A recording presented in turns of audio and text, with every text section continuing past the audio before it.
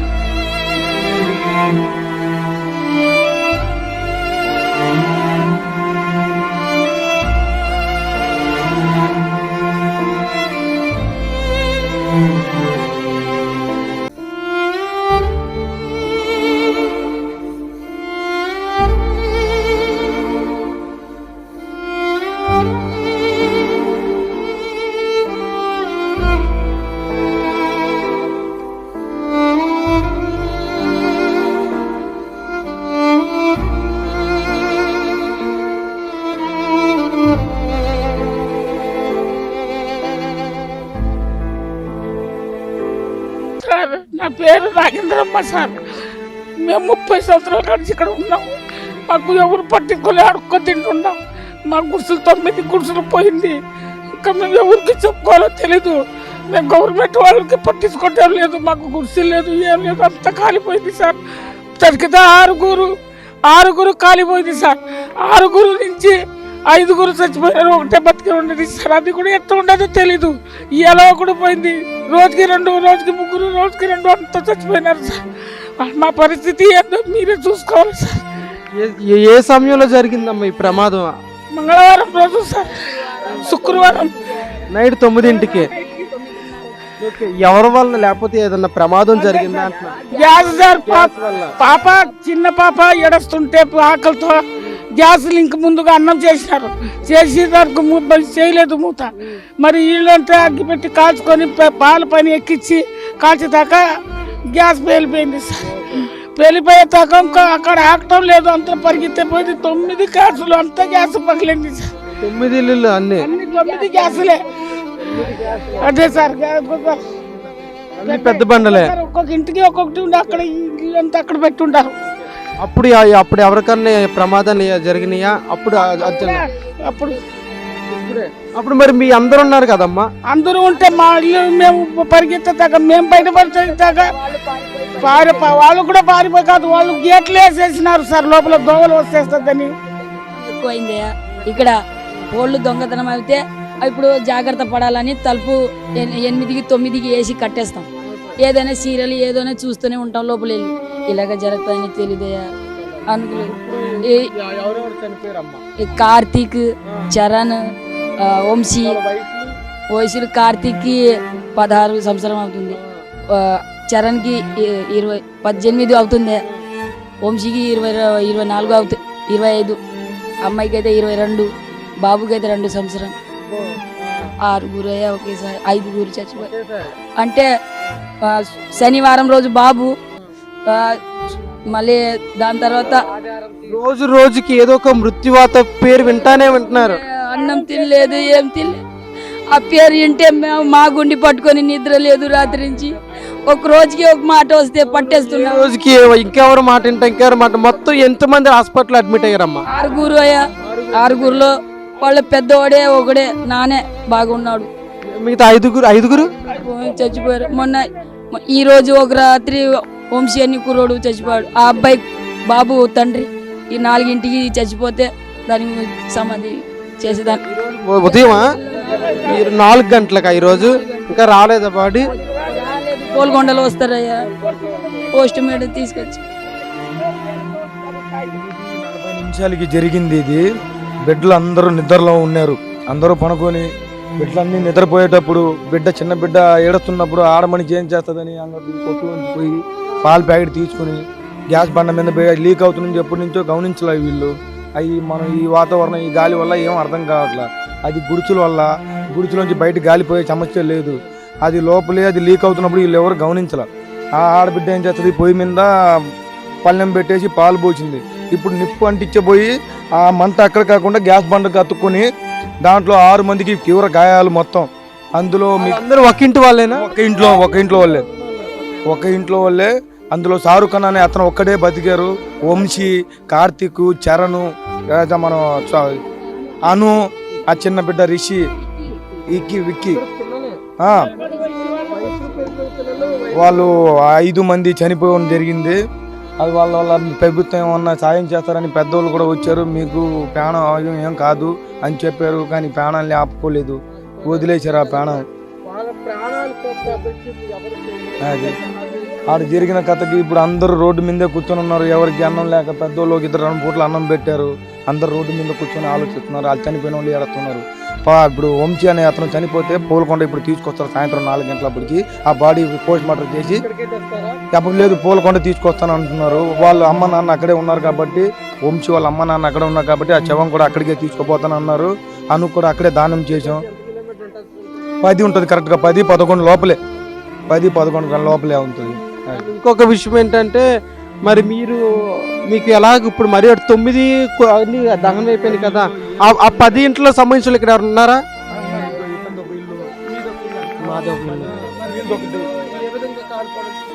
అక్కడ కాలింది, అక్కడ నుంచి ఈ డేర కాలి ఈ డేర పైన వచ్చింది అంతే.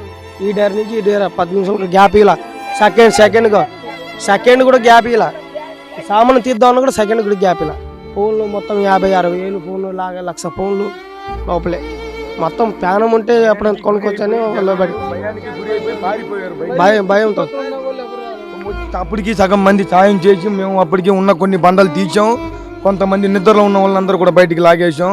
లేకపోతే ఆ మనుషులు కూడా చాలా డ్యామేజ్, దెబ్బలు తగిలి ఉంటుంది. ఒక ఇంటి వాళ్ళే చనిపోయింది, అందరు బాగానే ఉన్నారు.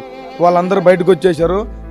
మిగిలిన సామాన్లు ఏ వస్తువు ఎవరు ఏం ముట్టుకోకుండా అందరు లోపలే కాలిపోయారు. మనిషి కూడా ఉన్న పలంగా ఊడిపోయి చర్మాలతో సహా మనిషి కాలిపోతుంటే ఆ మనుషులు లాగడం అనుకోకుండా ఈ పక్క ఉన్న వాళ్ళందరూ బండలు తీసేసి సగానికి సగం ఆపాం. అయినా ఒక గుడిచి మీద మంట పడి మొత్తం కాలిపోయింది జరిగింది. ఇప్పుడు ఇక్కడ మరి మిగతా ఇంటి వాళ్ళు ఎవరమ్మా? 9 మీది ఒక ఇల్లు అమ్మా? ఫస్ట్ కాలిపోయింది ఇల్లు, ఫ్యామిలీ చచ్చిపోయింది కదా, ఆ ఇల్లు పక్కనే నేనే. అయ్యా అదే బొమ్మని కాలి ఆ గ్యాస్ బండ మా వెనకాలే పడింది, ఇలాగే పడింది అయ్యా. ఇలాగే పడితే ఆ గ్యాస్ ఏం పడింది, నిప్పు వచ్చి పండుకున్నాను, నిప్పు వచ్చి ఇలాగ జమ్మని తగిలింది. ఏమొచ్చింది అని మాది లూజ్గా తలుపు లూజ్గా ఇలాగ తీసి మేము ముగ్గురు, మా అబ్బాయి మా ఆయన నేను ముగ్గురు బయట వచ్చేస్తే అందరూ పరిగెత్తు వెళ్తున్నారు. గొడ్డలు లేదు అమ్మాయి కూడా, అబ్బాయి కూడా ఏం లేదు. పిల్లోడుగా అయితే అస్సలే లేదు, తోలు ఏం లేదు. ఎర్రగా చేసుకొని తీసుకెళ్ళి పరిగెత్తు రోడ్డు మీద. ఎవరిని అంబులెన్స్ని పిలండి అయా, ఎవరి అంబులెన్స్ని పిలండి అయా, నిప్పులు ఫైర్ ఇంజిన్ పిలండి అయా అంటే అన్ని పోయే దగ్గర చిన్నగా వచ్చారు. అంబులెన్స్ కూడా లేదు, బైక్ మీద తీసుకెళ్ళేవాళ్ళు, ఆటో మీద తీసుకెళ్ళేవాళ్ళు. లాస్ట్లో వచ్చింది అంబులెన్స్లో, లాస్ట్లో వచ్చింది. నాన్న ఈ రోజే చచ్చిపోయారు 4 బాబే ఇక్కి అని 2 సంవత్సరం అవుతుంది. ఆ తర్వాత వాళ్ళమ్మ నాకు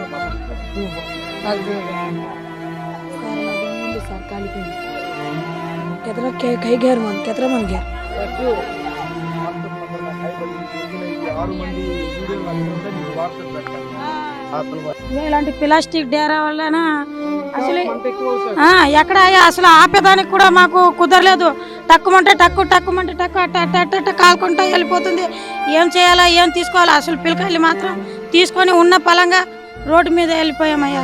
ఏం చేసేది కూడా తెలియదు అయ్యా. ఫైర్ ఇంజన్గా చాలా మంది కాళ్ళు కూడా పట్టుకొని వేడుకున్నామయ్యా. మాకు నీళ్లు బండి తెప్పించండి అయ్యా, మా ఇల్లు అంతా కాలిపోతుంది, కొంచెం సాయం చేయండి అని చాలా మందికి మేము కాళ్ళు కూడా పట్టుకొని బతి మాలేసరికి మళ్ళా ఆ బండి వచ్చేసరికి ఇది మొత్తం కాలిపోయింది. అప్పుడు వచ్చారయ్యా నీళ్లు బండి కూడా. అయిపోయిన తర్వాత అందజేశారు వాళ్ళు కూడా. ఫైర్ ఇంజిన్ కూడా ఎక్కడ ట్రాఫిక్ లో ఇరుక్కుపోయిందంట ఆ సమయంలో, కాలిపోయింది అని అక్కడ నిప్పు ఆరి వచ్చేదాకా ఇది సంసన్ ఘాట్ లాగా అయిపోయారు.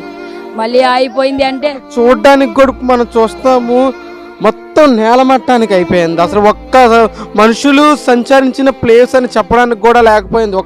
ఒక్క రాత్రిలో, ఒక గంటలో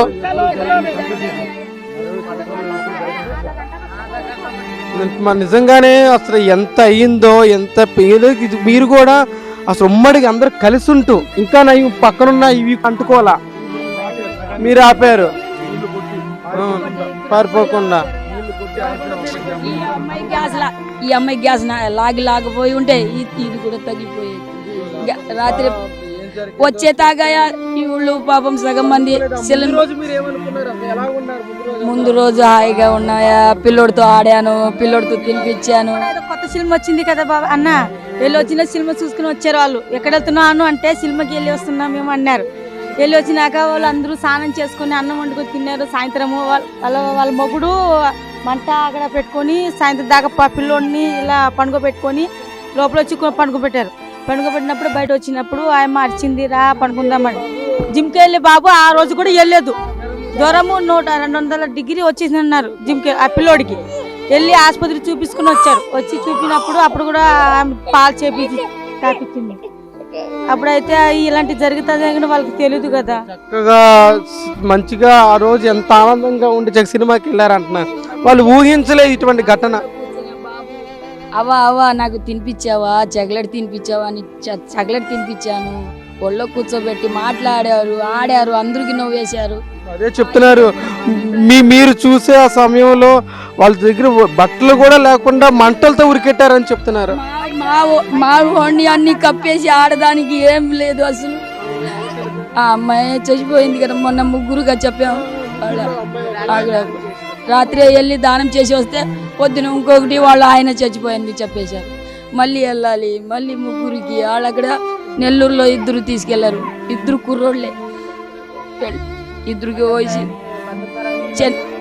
ఏదైనా పోనీ అని చేసి పోగేసి పంపించా. చెన్నై బతుకుతానని చెన్నైలో పంపించాయా. చెన్నైలో 1 రోజే ఛాన్స్ ఇచ్చింది. మళ్ళీ 2 పోయారని చెప్పేశారు.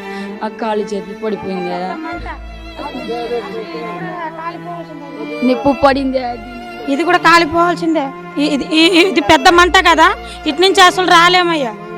అసలు మనుషులు అయితే మనం తిరగలేము, అంత పెద్ద మంట ఇది. అయినా అక్కడ అసలు అట్ట చూడండి, అది కూడా అంత కాలిపోయింది. మాది కూడా సగం. అదే ఆయా మీరే ఏదో సాయం చేయాలి. మేము కూడా ఒక సభ్యులే, మా చుట్టాలే, మా బంధువులే, ఒకే కుటుంబం. ఒక్క రోజులోనే ఒక కుటుంబం అంతమైపోయింది. కానీ ఎలా జరిగిందో ఏంటో. ఇది 30 సంవత్సరాల నుంచి ఇక్కడ ఉంటున్నాం, పెద్ద పెద్ద రైతుల ద్వారా ఉంటున్నాం 30 సంవత్సరాల నుంచి. కానీ ఏ రోజు ఇలాంటి హామీ జరగలేదు. ఈ 30 సంవత్సరాల నుంచి ఏ రైతు మాకు ఇంత కానీ మాకు అండగా ఉన్నారు. ఇప్పుడు కూడా అండగానే ఉంటున్నారు మా రైతులు, మా పెద్ద పెద్ద రైతులు అండగానే ఉంటున్నారు. కానీ ఎలా జరిగిందో ఏంటో. గ్యాస్ లీక్ అవుతుంది, వాళ్ళు పెళ్ళం కూడా గొడవ పడి వెళ్ళిపోయింది. కుర్రోళ్ళు ఏం చెయ్యాలో తెలియకుండా బుడ్డోడికి పాలు కాకిటం అని ఎలిగేశారు. ఒక్క అగ్గి పుల్ల వల్ల ఇలా ఇంత దారుణం. ఇంట్లో ఒక్కొక్క సంవత్సరం సంపాదించిన డబ్బులు 1,50,000, 70,000, 60,000 డబ్బులు మొత్తం పోగా అంత మనుషులు 5, 6 కాలినోళ్ళు మొత్తం కుప్పకూలిపోయారు. ఇలాంటి దారుణం ఏ కుటుంబానికి జరగకూడదు. మాలాంటి పేదోళ్ళకి ఇంకా జరగకూడదు. ఈ కుటుంబానికి మీ ఏదైనా దయచేసి మా లాంటి వాళ్ళు ఏ రైతులైనా మాకు సహాయం చేయాలి. కానీ ఏ కుటుంబానికి ఇలా జరగకూడదు. ఇప్పుడు ఎలాగ ఇన్ని రోజులు బట్టి ఎలాగా మరి తిన్నారు? అప్పటి నుంచి మేము ఏ పని పాటలు కూడా వెళ్ళట్లేదు, ఎటు వెళ్ళట్లేదు. రోడ్ల మీద పడి ఇలాగనే ప్రతి ఒక్క రైతు దగ్గర మొరపెట్టుకుంటున్నాం. ఏ రైతు కూడా మాకు ఇక్కడ ఉండే రైతులు చాలా మంది సహాయం చేశారు. కానీ చూడండి ఎలా ఉంటున్నారు. ఒక కుటుంబం 5 ఒకే ఇంట్లో కూలిపోవాలంటే అందరూ చిన్న పిల్లలు కాదు, పెద్దవాళ్ళు కాదు, అందరూ కుర్రోళ్ళు, పెళ్ళి అయిన వయసిన వాళ్ళు, 30 లోపే 20-25 సంవత్సరాల లోపే వాళ్ళు అందరూ కూలిపోయారు. అందరూ బతకాల్సిన వాళ్ళు ఇలా కూలిపోయారు. దయచేసి మాలాంటి వాళ్ళకు సహాయం చెయ్యాలి. అది మనస్ఫూర్తిగా మేము కోరుతున్నాం. మీరు రైతులకి మనసు ఉంటే గవర్నమెంట్ తరపు మీరు ఇప్పుడు ఏం కావాలనుకుంటున్నారు? అందరూ ఏదో సహాయం చెయ్యండి మాకు. చూడు ఇలాంటి గుడిసెలో 30 సంవత్సరాలు కాపురం చేసాం. చలి అనగా, ఎండ అనగా, వాన అనగా. గవర్నమెంట్ తరపు నుంచి ఇళ్ల స్థలాలు కానీ వస్తాయి కదా, మీరు అప్లై చేసుకోలేదా? కోరుకుంటున్నాం. మాకు ఇస్తే మేము ఇలాంటి బాధలు ఉండవు. మాకు నెలం లేదు, భూమి లేదు, ఆస్తి లేదు, పాస్తులు లేవు. రోడ్ల మీద ఆధారు, రేషన్ కార్డులు అప్లై చేసుకుంటే ఇల్లు ఇప్పిస్తున్నారు కదమ్మా, మీరు ముందు అప్లై చేసుకోలేదా? అవి ఎన్నిసార్లు అప్లైగించాం, ఎన్నిసార్లు డిఎన్ఆర్తో పంపించాం, ఎన్నిసార్లు మనం శ్రీరామ్ గారితో పంపించాం, ఎన్నిసార్లు ఎన్ని అప్లికేషన్లు ఇచ్చి మేమే అలసిపోయాం. కానీ మాకు సహాయం చేసేవాళ్ళు లేరు. ఎండనగా, వాననగా, నీళ్ళనగా మొత్తం ఇలాగనే రోడ్ల మీదనే. కరోనాలో కూడా మాస్కులు లేకుండా ఇలాగనే తిరిగాం. మాకు జబ్బులు అన్నదే లేవు. వస్తే ఇలాంటి సావు రావాల్సిందే, ఇలా సావాల్సిందే మేము. దయచేసి మీరైతే మాకు సహాయం చేయండి. గవర్నమెంట్ వాళ్ళు కూడా ఇప్పుడు మనం చూస్తున్నాము వాళ్ళ బాధలు ఏ విధంగా ఉన్నాయో. సరైన ఇల్లు కూడా మాకు లేనిపోవల్లే ఈ యొక్క పొజిషన్. మాకు ఒక కుటుంబం దహనానికి కారణాలు అయిపోయారు అని అంటున్నారు. దయచేసి వాళ్ళకి ఇవ్వాల్సిన ఆర్థిక సహాయం కానీ, ఎందుకంటే గనక మరి మీకు ఇదివరకు ప్రభుత్వంలో కానీ ఇప్పుడున్న ప్రభుత్వం కానీ ఇళ్ల స్థలాలు కానీ ఇల్లులు కానీ ఇస్తున్నారు. మీరు 30 సంవత్సరాల నుంచి మీరు అప్లై చేసుకోలేదా? మీకు ఎవరు చెప్పలేదా? ఇస్తూనే ఉన్నానయ్యా, అన్ని చేస్తున్నా, ప్రయత్నం చేస్తూనే ఉన్నాం అనే ఇలాగా జరుగుతుంది. మొత్తం చాలా మంది 4 సహాయం జరిగింది. ఒక్కరికి మాత్రం బాడీ తీసుకురావడానికి అంబులెన్స్కి డబ్బులు లేవు. ఆ గుంటూరు హాస్పిటల్లోనే ఉన్నాడు. 25 ఏళ్ల కుర్రోడు, ఒక బుడ్డోడు తండ్రి, 25 ఏళ్ళ తండ్రి అలా. కానీ వాళ్ళకి అంబులెన్స్కి డబ్బులు లేకుండా ఎంతో మంది మేమే ఎంతో అల్లాడుతున్నాం. మాకు సహాయం చేసేవాళ్ళు లేదు, దొరకట్లేదు. మా ఊర్లో ఉన్న వాళ్ళు పెద్ద పెద్ద రైతులు కూడా చాలా సహాయం, ఎమ్మెల్యేలు కానీ వీళ్ళు ఉంటారు, వాళ్ళ దగ్గరికి వెళ్ళారా? చాలా మంది ఏదో కొంత సహాయం చేశారు. కానీ ఎంతమందికి సహాయం చేస్తారు? పోయిన శవాలకి ఇప్పుడు వెళ్ళి ఇలా విషయం చెప్పండి. ఎందుకంటే కనుక ఒక బాడీ తేడానికి కూడా అంబులెన్స్ కూడా డబ్బులు లేమంటున్నారంటే గనక అందరూ వెళ్ళి అడిగితే సహాయం చేయడానికి ముందుకు వస్తారు కదా. వాళ్ళకే తెలుస్తుంది అలాంటి ఇబ్బంది పరిస్థితి. కానీ నేను కూడా ఒక మాటగా చెప్తాను, అంటే అవసరాలకి బాధ మంది కాబట్టి ఒక విషయం వెళ్ళి ఇలాగ అంబులెన్స్ తరపు మాకు కావాలి. ఇప్పుడు చనిపోయిన వ్యక్తి కూడా బాడీ తేడానికి కూడా మా దగ్గర డబ్బులు లేవంటున్నారు. ఒకసారి మీరు వెళ్ళండి. అడుగుతున్నారు గుంటూరు నుంచి ఇక్కడ తేవటానికి బాడీ మాట్లాడతారన్నా, ఎందుకంటే చాలా మంచి వాళ్ళు ఉన్నారు, మంచిగా సహాయం చేసే వాళ్ళు కూడా ఉన్నారు. ఫస్ట్ మీరు వెళ్ళి అడగండి. అడిగితే కనుక మీకు ఉంటుంది. ఎన్నింటికి వస్తుంది అన్నారు బాడీ? అసలు అంబులెన్స్కి డబ్బులు లేకుండా అక్కడే హాస్పిటల్లో ఆగిపోయింది. అంబులెన్స్ వాళ్ళకి డబ్బులు ఉండాలంట, పంపించదా? ఇప్పుడు ఆ డబ్బులు లేకపోవడం వల్ల బాడీని కూడా అక్కడే ఉంచేశారు. ఇప్పుడు ఆ బాడీ రావాలన్నా సరే డబ్బులు కావాలంటారు. అన్ని పోగేసి దీంట్లో కాలిపోయింది కదా. మేము చూసాం వీడియోలో కూడా 500 కాగితాలు కానీ కాలిపోయిన నోట్లు కట్టలు కూడా చూసాం. చూడ ఆ కాలిపోయిన మనిషి అయితే 1,00,000 రూపాయలు కాలిపోయింది. 1,00,000 పైన బంగారం, అన్ని చచ్చిపోయిన వాళ్ళకి డబ్బులు అన్నీ కాలిపోయాయి. ఈ మాది అయితే బంగారం, డబ్బులు, అన్ని బట్టలు ఏం లేదు. ఇది పెద్దవాళ్ళు తీసుకొచ్చి ఇచ్చేస్తున్నారు, అదే కట్టుకునే ఉన్నాం. ఏం లేదు, కట్టుబట్టల్లో బయట వచ్చేసాం. దాచుకున్నాం, ఎప్పటి నుంచో దాచుకున్నాం. ఇంత ముక్కలు ఎంత ఎండల్లో కష్టపడి ఒక్కొక్క రూపాయి జమ చేసి తీసుకున్న వస్తువులు కూడా మొత్తం సహా డబ్బులు, వస్తువులు అన్నీ పోయినాయ్యా. మాది అసలు బట్టలు కూడా లేదయ్యా మాకు. అలా మొత్తం కాలిపోయి ప్యానల్ మిగిలించుకున్నామయ్యా. అందరూ పారిపోయాం. ఏదో మీరే చేయాలి, మీరే ఏదో ఒకటి చేయాలి మాకు. ఇప్పుడు మీరు ఈ స్థలాల్లో ఉంటున్నారు కదండి, ఈ స్థలాల్లో ఉంటున్నారు కదా, ఈ స్థలాలు ఎవరివి? స్థలాలు అంటే 4-5 రైతులు తీయాలి. ఆ రైతుల ద్వారా మేము కూడా అద్దెకి తీసుకున్నాం. నెల అద్దె వరకే నెలకి 1000 రూపాయలు కడతాం. కరెంటు బిల్లు నెలకి 1500 వస్తుంది. ఒక డేరాకే ఒక లైటు, ఒక ఫ్యాన్, ఒక బల్బు, దానికి 1500 వచ్చేస్తుంది. ఎందుకంటే యూనిట్లు పట్టి అట్లా వచ్చేస్తుంది అంటున్నారు. అది దాని గురించి కూడా మేమేం చెప్పుకోవట్లా. కాకపోతే ఇక్కడే 30 సంవత్సరాల నుంచి అలవాటు అయిపోయాం కదా. మనం దొరికిన డబ్బులు వాళ్ళకి కట్టేసైనా సంతోషంగా ఉంటాం అనుకున్నాం. ఆ సంతోషం కూడా లేకుండా పోయింది మాకు. మేము ఇంకా ఎలా బతకాలో ఏంటో మాకు అర్థం కావట్లేదు. ఇలా కుప్ప కూలిపోతుంటే కుటుంబం ఇవాళ ఒకటి జరిగింది, రేపు ఇంకోటి జరుగుతుందని గ్యారెంటీ లేదు.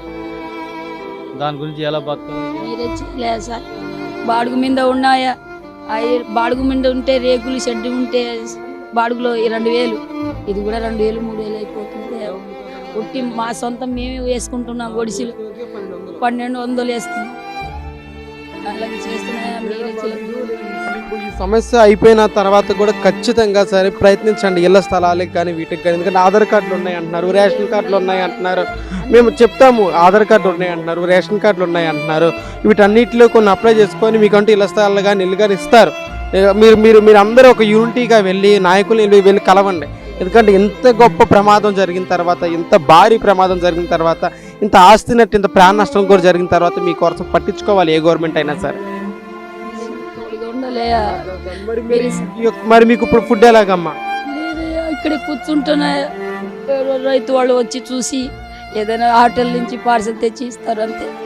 లేకపోతే ఎవరైనా పట్టలేకపోతే వాటినే పట్టించి కూర్చుంటారు. 10 రూపాయలు చేతులు లేదా, అన్ని కాలిపోయి వాళ్ళు అది పోస్ట్గా మేడం చేశారు. ఆ కుర్రోడు కూడా లేదు, 20,000 30,000 అడుగుతున్నాయి.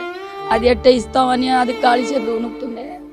ఏం కాదమ్మా, వనకడం కాదు. మీరు వెళ్ళి పలానా ఎక్కడన్నా కార్పొరేటర్ గారిని ఎవరన్నా అడగండి, మీకు ఎవరైనా చేస్తారు. మేము కూడా మా తరపు సహాయం చేయడానికి మాకు ముందడిగే ఉంటుంది. ఎంటీవీ ఎప్పుడు చూస్తున్నాం కదా. ఒక్క రాత్రిలోనే ఊహించని విధంగా ఎంతో ప్రాణాలని బలి తీసుకున్న ఈ యొక్క అగ్ని ప్రమాదం చూడడానికి మనకు తెలుస్తుంది ఏ విధంగా ప్రమాదం అయ్యిందో అని.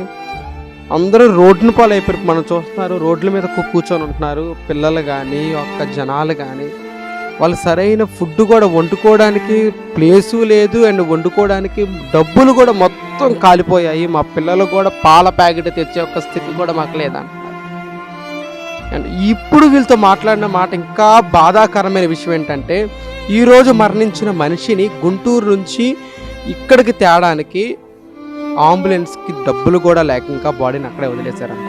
అండ్ ఆ ఒక్క బాడీ యొక్క సహకారానికి మేము రైతుల దగ్గరికి కానీ ఇక్కడున్న నాయకుల దగ్గరికి కానీ మేము వెళ్తానంటున్నారు.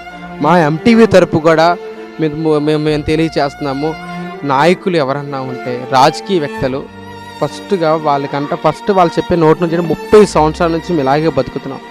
ఏ ప్రభుత్వంలో కూడా మాకు ఒక ఇల్లుకి చాలాసార్లు అప్లై చేసాం. మాకు రేషన్ కార్డులు ఉన్నాయి, మాకు ఆధార్ కార్డులు ఉన్నాయి, ఇంకా ఓటు గుర్తింపు కార్డులు కూడా ఉన్నాయి. కానీ మాకు ఎన్నిసార్లు అప్లై చేసినా సరే మా జాతి తక్కువ తెలియదు, మా కులం తక్కువ తెలియదు, మేము చేస్తున్న కర్మ ఏంటో తెలియదు. ఇప్పుడు మేము చనిపోవడానికి కూడా రెడీ. ఇంకో బతుకులు మా కళ్ళ ముందు ఇన్ని చావులు మేము చూడలేకపోతున్నాము.